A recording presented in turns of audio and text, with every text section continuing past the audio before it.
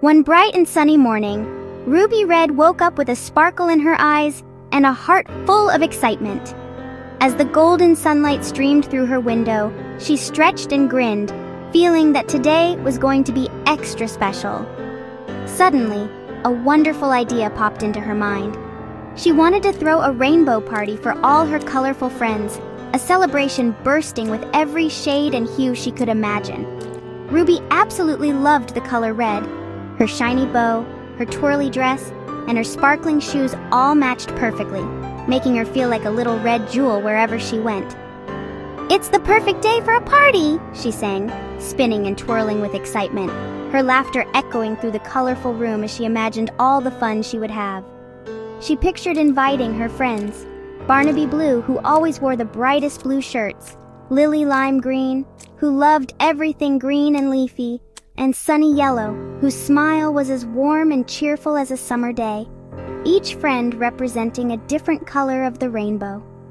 Ruby imagined a long table covered in rainbow treats, with bowls of colorful candies, cupcakes with sprinkles, and bright balloons floating above. She could almost hear the music playing and the sound of her friends' laughter filling the air. "A rainbow party is the best idea I've ever had," she declared, grabbing her favorite red crayons, sparkly paper, and a handful of glitter to make the invitations extra special.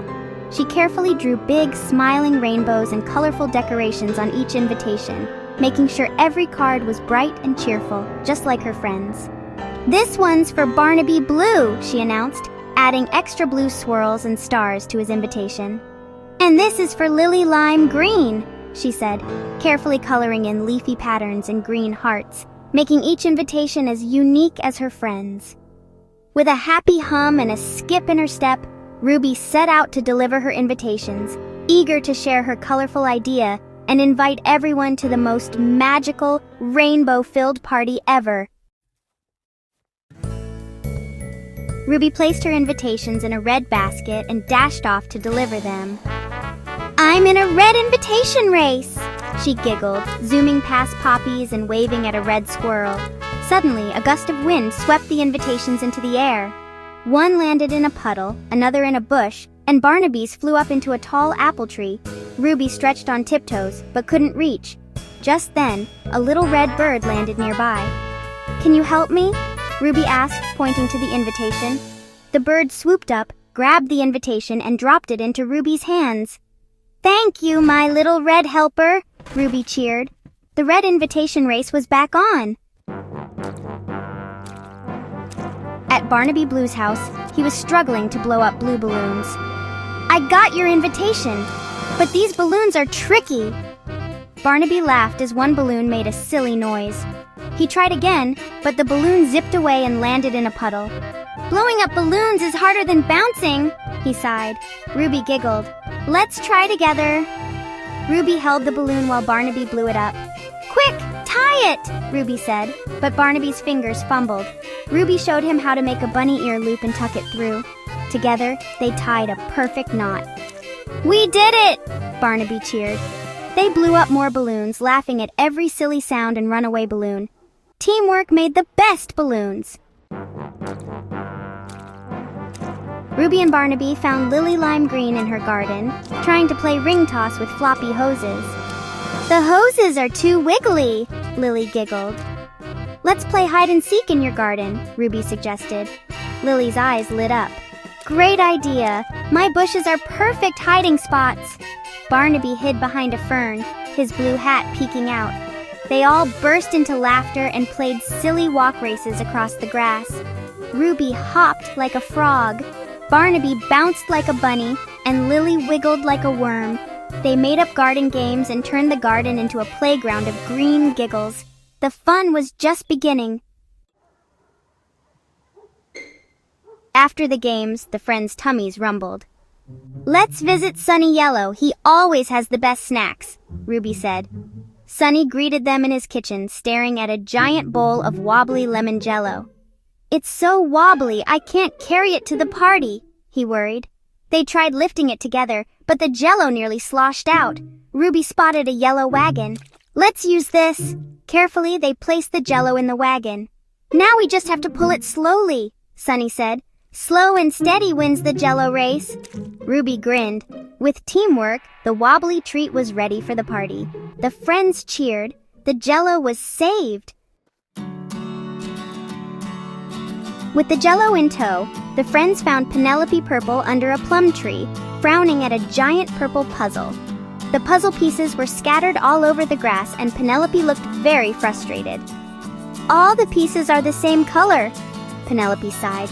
She had been trying to solve it for hours but made little progress. Barnaby tried to fit 2 pieces together, but nothing worked.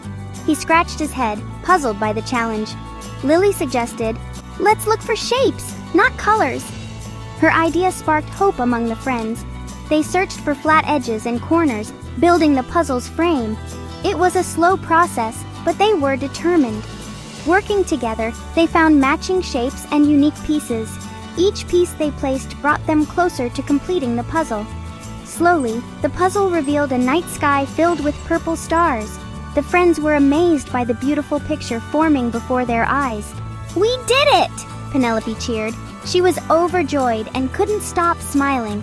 "You helped me see the puzzle in a new way," she said gratefully to her friends. The friends high-fived, proud of their teamwork. They knew they could overcome any challenge together. The purple predicament was solved and the puzzle was ready for the party. The friends admired their hard work. Friendship made the challenge fun. They realized that working together made everything easier and more enjoyable. The party was almost complete. They couldn't wait to celebrate their success with everyone. The meadow was ready. Blue balloons swayed gently in the breeze, adding a touch of magic to the scene.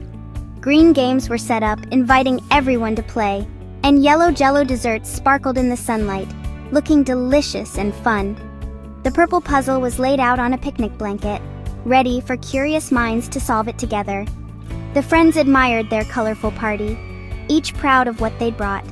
They had worked hard to make everything perfect. "We're a rainbow team," Ruby said, beaming with pride. Her friends nodded in agreement, their faces lighting up with joy. "Let's sing!" she cheered, and everyone joined in, their voices blending harmoniously. "Red is for the fun we race, the energy and excitement we feel as we run and play together.